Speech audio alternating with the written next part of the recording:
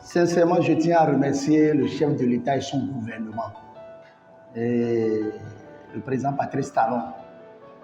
Vraiment, une fois encore, merci à ce gouvernement qui vient de nous montrer combien de fois il est à l'écoute de son peuple et surtout nous, sojaculteurs. Pour cette campagne, c'est vrai, nous on a déjà anticipé parce que, vous savez, au moment où les choses ont commencé, où on dit c'est l'État qui veut faire ci, c'est l'État qui veut faire ça, et beaucoup ont commencé par intoxiquer la politique, rentrer dedans et c'est devenu compliqué. Donc ça fait que nous-mêmes producteurs, nous avons refusé le prix plancher. Donc l'État a dit, ah c'est ça qui vous arrange, là je supprime, faites appel de prix plancher. Donc comme la campagne s'approchait, nous on s'est dirigé vers le ministère du Commerce pour dire qu'il faut qu'on se voit, voilà qu'il n'y a plus prix plancher, mais qu'on se voit et qu'on voit dans quelle mesure nous pourrons vraiment organiser cette campagne pour que les producteurs du soja que nous sommes là, nous puissions vraiment gagner le label de nos fruits.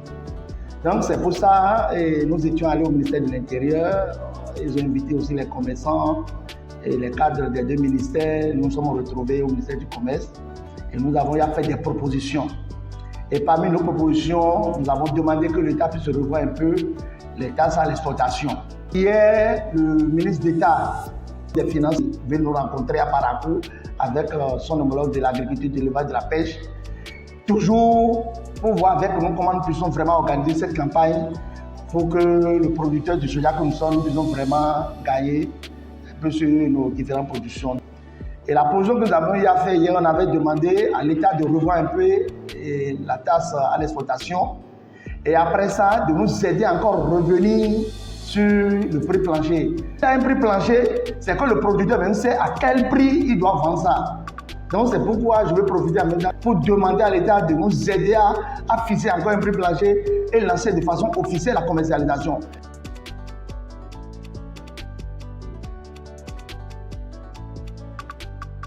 Cette séance conduite de main de maître par le ministre d'État en charge de l'économie, accompagné de son homologue de l'agriculture, a permis de sortir ce communiqué important qui a deux volets principaux pour les acteurs.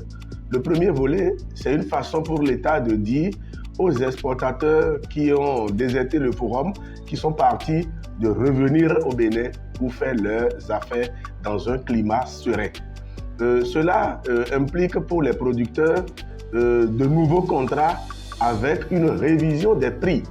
Aujourd'hui, les exportateurs, en fonction de leur contrat sur le marché, en fonction de l'évolution des prix sur le marché, pourront signer de nouveaux contrats avec les coopératives avec une amélioration significative des prix.